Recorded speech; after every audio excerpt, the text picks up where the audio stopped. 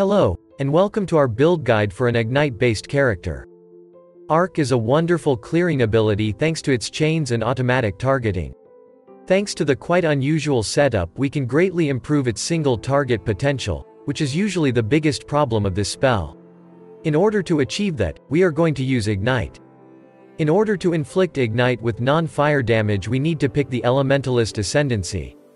We actually use all three ailment notables, which allow us to inflict powerful chills and shocks as well. Thanks to the affliction charges and some help on cluster jewels, you can guarantee 50% increased damage taken and 40% slower action speed on every enemy you hit. The mentioned setup consists of Catagon's Crown unique helmet, which grants battle mage but disables critical strikes. We also use a rare bow which has tons of damage over time multipliers and flat elemental damage, which is added to the base damage of arc through the battle mage. This allows us to wear Replica Maloney's mechanism, which triggers socketed bow skill every time we cast a spell. That way we can easily sustain frenzy charges and inflict combustion on enemies. The affliction charges provided by Olesia's Delight are even better than frenzy charges, as they provide both damage and improved effect of non-damaging ailments. Arc deals a moderate amount of damage, and has a great damage multiplier per each remaining chain. The Vol Arc has even greater clearing potential, and you can use it very often during regular mapping. The Ignite has a rather short duration, so you will need to refresh it every 2 seconds or so. You will have plenty of armor and evasion rating, decent spell suppression chance, and very good life recovery if you constantly kill enemies. The powerful chill is also extremely helpful in avoiding incoming damage.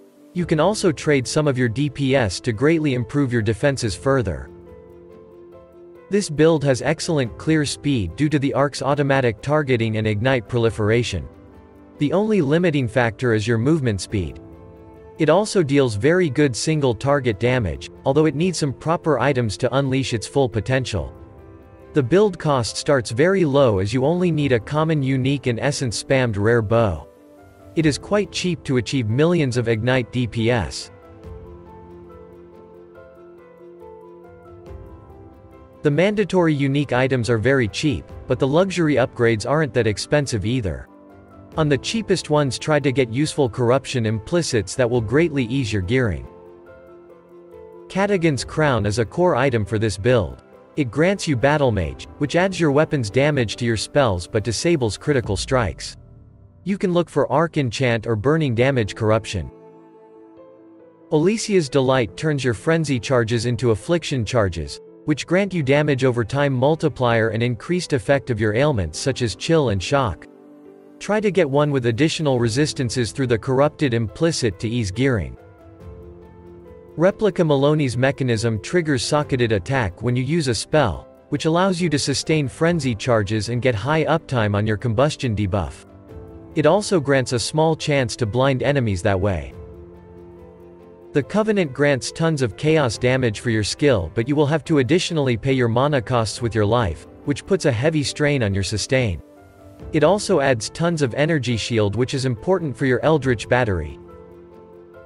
By using the Lightning Coil you will lose out a lot of damage, as you won't be able to use Divine Blessing without the energy shield, but this armor grants tons of physical damage mitigation, which is the weakest element of our defense. Igniting an enemy with the Polaric Devastation equipped will cause them to be covered in ash, which slows their movement speed and increase the fire damage they take. Remember to have this ring equipped in the correct slot. Replica Emberwake nearly doubles your damage, but you will have to refresh your Ignite more often. To get the maximum effect, you should use elemental catalysts on it.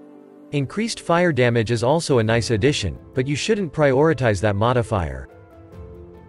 To inflict powerful chills you will need to allocate Shaper of Winter notable via Forbidden Jewels. It is a very cheap combination but grants tons of defensive value. If you prefer damage, you can also get the Unholy Authority from the Occultist Ascendancy to inflict additional curse. You will use lots of auras in this build, so you can get a lot of useful modifiers through the Watcher's Eye. The most damage comes from the Malevolence modifiers, but the defensive power from your other auras is also useful. On your rare gear you should focus mostly on defensive aspects such as maximum life, spell suppression, and lacking attributes and resistances. Eldritch Implicits add much power to the build and can be obtained fairly easily. Rare bow should have plenty of flat elemental damage and damage over time multiplier. Attack speed or critical strike chance are not important, as we don't attack with this bow anyway. Solarine bow is the best base, but it increases the dexterity requirements significantly. At some point getting damage over time multipliers is more important than flat damage. Your boots should provide you with plenty of movement speed, maximum life, and resistances or attributes. You can also get a modifier that would grant you an onslaught on kill. Eldritch Implicits will make your ignite deal damage faster and improve your speed. You can get tons of damage just from Eldritch Implicits on your gloves, as they can grant you automatic exposure and some fire damage over time multiplier. Other than that, look for maximum life, spell suppression, resistances, or attributes. You can get a bit of damage here too, but it is rather insignificant. You can use a rare armor which will make you much more tanky, and you won't lose that much damage if you get additional curse here. The sacrificial garb is the best base as it adds plenty of energy shield and increases the level of your Vol arc. A good rare amulet can grant you tons of damage. Try to look for damage over time multiplier and maximum life. An additional level for your arc is also useful if you don't have any other way to get it to level 21. Otherwise, a hunter's influenced amulet with double damage over time multiplier would be the best here. You can get a lot of maximum life and damage through your jewels, but initially, you can fix your resistances and attributes with them too. Look for modifiers that boost your burning damage, make your ignite deal damage faster, or grant damage over time multiplier. Your large cluster jewel should grant you at least Prismatic Heart and Sadist Notable. The Disorienting Display and Doryani's Lessons are preferable as the third one, as they will allow you to skip them and save passive points. One of your medium cluster jewels should boost your non-damaging ailments to get closer to 50% guaranteed shock. It will also boost your damage a bit. Try to get additional modifiers like strength or resistances on small passives to ease your gearing. The second jewel should be focused purely on damage. The Wasting Affliction and Flow of Life is a very powerful combination that grants you damage and maximum life. Again, try to get some added benefit on small passives. Taste of Hate is a defensive flask that reduces the physical damage you take by converting part of it into cold damage. It also grants lots of cold resistances and cold damage reduction, but make sure to not rely on it when capping your resistances. As your other magic flasks you should use Quicksilver with Evasion Rating Bonus, Life Flask with Bleeding Removal, Quartz Flask with Crafted Reduced Mana Cost or Life Leech, and a Granite Flask with Armor Rating Bonus.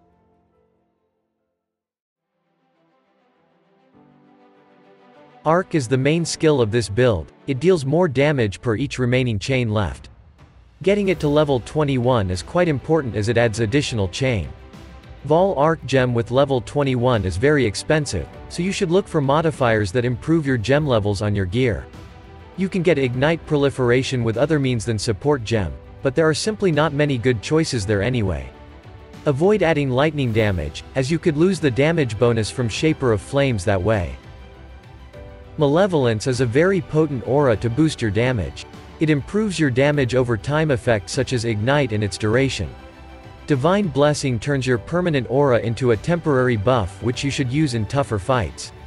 You will pay with your energy shield instead of mana, but it is still a very high cost. Frenzy is a simple bow attack that grants you frenzy charges when it hits the enemy. Socketing it in your quiver will make it automatically trigger when you cast a spell. Combustion lowers fire resistances of the ignited enemy, thus improving your total damage. Greater multiple projectiles make it significantly easier to hit. You could also consider using a culling strike or increased accuracy rating. When Flame Surge hits an ignited enemy, it creates a burning ground that deals 25% of the ignite damage per second. Alternative quality can add a chance to inflict Scorch, but it is rather inconsistent. The faster casting support gem makes this skill smoother to use, but it isn't necessary. Determination is your main defensive aura. It adds a decent amount of flat armor and improves it even further. Purity of Elements grants lots of elemental resistances which makes your gearing much easier. It also makes you immune to all elemental ailments. Similar to Determination, Grace grants you evasion rating and allows you to scale it further. It adds more flat evasion but multiplies it by less amount. Vitality grants you tons of life regeneration, which is your main way of recovering life. Defiance Banner boosts both your armor and evasion rating by a small amount, but also reduces the critical strikes of nearby enemies.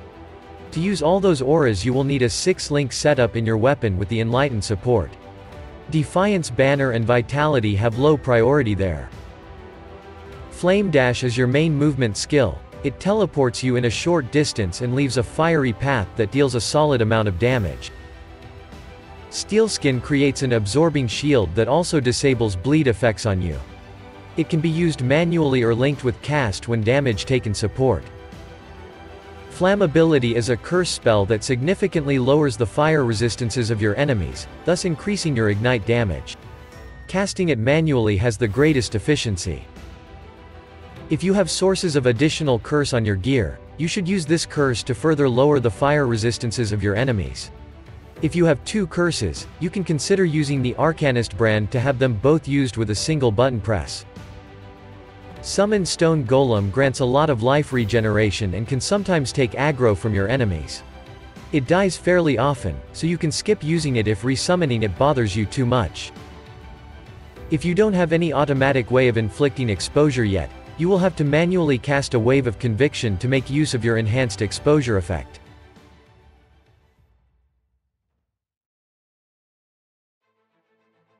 It is best to kill all bandits in Act 2 to get 2 bonus passive skill points. As your major Pantheon power, the Soul of the Brine King is still very useful even if you use Purity of Elements. Stuns can be very dangerous, or break your Vol Arc, which will consume souls but won't deal damage. The minor Pantheon power is much more flexible. We recommend using Soul of Ralakesh to significantly reduce the bleed damage you take from your enemies. The leveling process of this build is very fast and easy, although you should use a fire spell to complete the campaign as the arc might not have enough damage early on. You don't need any chance to inflict ignite on your passive tree, as the Elementalist Ascendancy already guarantees it. Instead, you should focus on damage over time multiplier, increased fire damage, and maximum life. Some mana reservation efficiency is also needed to run all your auras. The Eldritch Battery is necessary to comfortably cast your skills and use the Divine Blessing setup, but you will need plenty of energy shield on your gear to make it worth it. Traveling to starting area of the Shadow class costs many passive skill points, but you will gain access to the Spell Suppression Mastery, life recovery on kill, and a very powerful aura notable. It also provides a lot of dexterity, which is required to wield your weapon. The Shaper of Storms notable guarantees at least 15% shocks on your enemies. By scaling lots of non-damaging ailment effect with your items, you can bring it up to 50%. The Shaper of Winter not only guarantees 15% chill, which is scaled the same way as a shock, but it also raises the maximum slow to 40%, which makes dodging incoming attacks much easier.